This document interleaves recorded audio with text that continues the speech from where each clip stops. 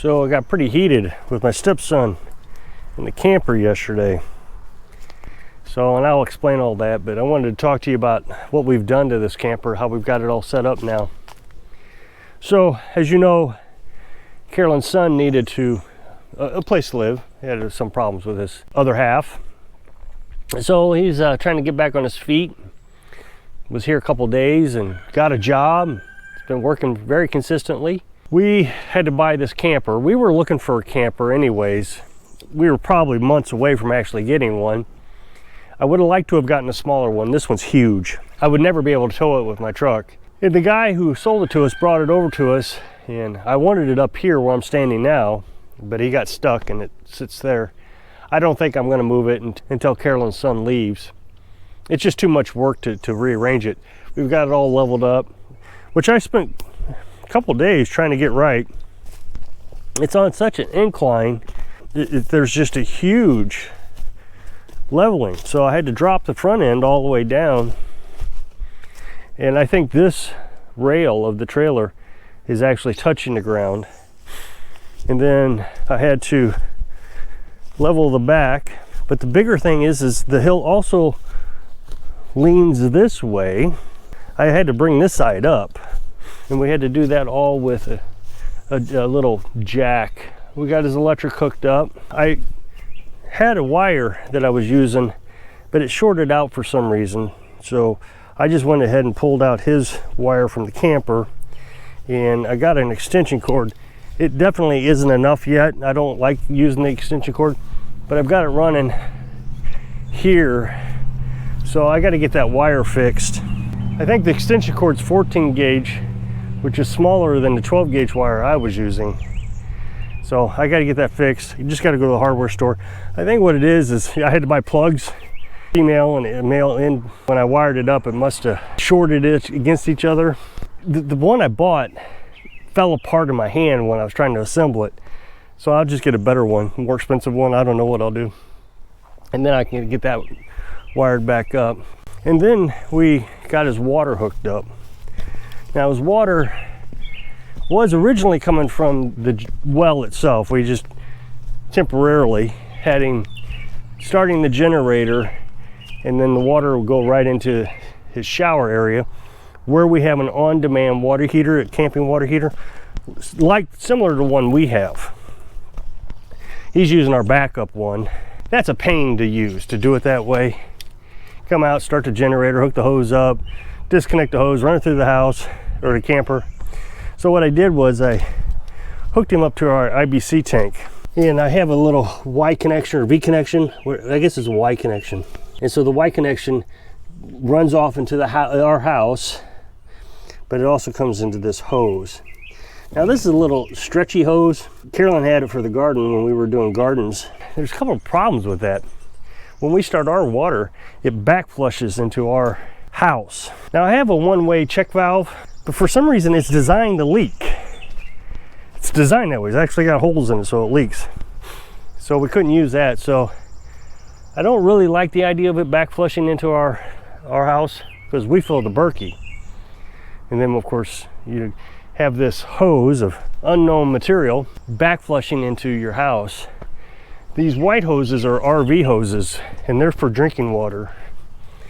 So we may end up getting another hose like this. I don't want to spend the money on it necessarily, because he just uses it for showers. He's not using it for drinking. Or I need to find some sort of check valve that doesn't leak. Then we got him some heat. We had that little portable buddy heater. And fortunately, when he got here, it wasn't extremely cold. It got down to the 30s, but it's never been below freezing since he's been here. So that little buddy heater did pretty good. He's only went through a couple cans of propane, not too bad. We've got him a little Coleman cook stove in there. I got to get out of this area. There is something in this area, some sort of berry or rose, that's flaring up my allergies. My nose instantly clogs up when I come to this area. And when the wind blows from the north, which it is today, it blows into the house. So I got to keep that window on the north side shut, which, you know, you'd like to have that window. Well, I'll be happy when spring's over. But my allergies gotten a lot better since we started the meat diet. not near as bad. I haven't taken any allergy medication this year. So I just kind of stay out of the patches that I know are affecting me. Maybe next year I won't have any problems. I mean, it's my understanding, I'm getting a little off course a little bit, that allergies are basically an autoimmune disease. And autoimmune diseases are created by carbohydrates and vegetables. So now he's actually starting to buy his own food. Carolyn still cooks him supper, but he's got breads and he cooks. Like I said, he's got the Coleman camp stove now. He's cooking his own foods, and the reason I say that is because he doesn't like eggs, and one of our primary meals is eggs. We eat eggs definitely one time a day, every day, and sometimes 2 times a day. Today we'll have them 2 times. She's in there right now making chicken salad and devil's eggs. So we had eggs for lunch or breakfast or whatever you want to call it, brunch, and then we have eggs for supper. So he doesn't like eggs, or it doesn't settle well with him or something. So he's starting to get his own foods, and which is good. I mean, it's already making progress. Then he had a TV that he wanted to hook up. Now originally we only had him hooked up to modified sine wave. And these new TVs, and he's got an Xbox. He's not playing the Xbox, I guess. I guess he's just using it. He goes to the library and gets movies from the library. That stuff can't run on the modified sine wave. It's sensitive equipment, and eventually you'll burn it up. Regular sine wave or regular electricity is 60 hertz. It goes 120 positive, 120 negative, positive, negative. Well, with modified, it doesn't do that. It'll do 120 and 50, negative 50, and then positive 110 and negative 100, whatever. It's just all over the place. And it's not even consistent. Somebody told me I was wrong. I used to have one of these things called a kilowatt meter, and you plug it into the wall and it tells you what your electricity is doing. Then you can plug things into it and sees how many watts you're using, how many amps, how many volts. I plugged that kilowatt meter into a modified sine wave inverter one time, and it told me everything I needed to know. And one of the things it reads is hertz, and it wasn't reading the hertz correctly. So I love these experts. They come in and tell me, these long paragraphs of what it is that I'm stating incorrectly, but when I've actually seen it with my own eyes, I don't need anybody to tell me what it is. I know exactly what it is. There it is. So then we went and got a 2,000 watt inverter, pure sine wave. Pure sine wave is just like the electricity runs in your house. It's very clean, positive 120, negative 120, 60 hertz. I felt like that we needed to buy that. That wasn't something he needed to buy, because once he leaves here, he's never going to use that thing again. People want me to teach him how to live off grid, and I have no reason to teach him to live off grid. He is not interested in it. Just the other day, he said something about his laundry. He says, I don't want to live this way, doing my laundry out of a bucket. Now, of course, he could go to a laundromat. Some people are just not excited about living off grid. And the thing is, it seems like the comment section, when I say that, are offended that he would say that. Oh, tell him to live in a van, or tell him to live in an RV and travel the country. That's what my audience wants. That's why they come watch my videos. But when people are not watching my videos and they have their own life, maybe they are watching videos about gaming, I don't know. They're not interested in off-grid. And it is a challenge trying to get him set up so he's mildly comfortable, be able to go to work and come home, relax, drink some cold water or whatever it is. Our water isn't cold. Our water is just room temperature. We're trying to figure out how to make all that work for him. Right when all this happened, my 2,000 watt inverter generator died. So I did 2 things. One, I ordered a new generator. I've showed you this in previous videos. It's a little Power Smart, and it's only 1,500 watts max, peak wattage, and then 1,000 running watt. It's not as strong as what I had in the past. So this can't run the air conditioner, it can't run a refrigerator. Its only job is to run a battery charger. And I can actually run 2 battery chargers off of it. I have 2. I can run one at 25 amps and the other one at 10 amps. And this thing does pretty good with that. So I replaced the carburetor in the 2,000 watt generator, and it started, and it ran the well, and it did very well initially. And then it died about, I don't know, maybe 15 minutes after I started it. Initially, I thought it was like the coil went bad or something. But now that I've played with it some more, I'm pretty convinced that it's an inverter generator, that the components in the inverter, not the engine, but the inverter, are getting hot somehow or another and shuts off. Makes the generator run really badly, actually. So I took it apart the other day to remove the pull rope because I needed it for the other generator. Told you about that, I think, in yesterday's video. And I noticed that there was a lot of dirt covering all the fins and different things on this inverter thingy, whatever it is. So I think I'm gonna clean all that off and see if that helps it. But again, getting sidetracked. With that generator not working, it ruined my plan of being able to run an air conditioner for him. So now we have an inverter, and it's a really powerful inverter, much powerful than what we use. We only use 1,000 watt. His is a 2,000 watt.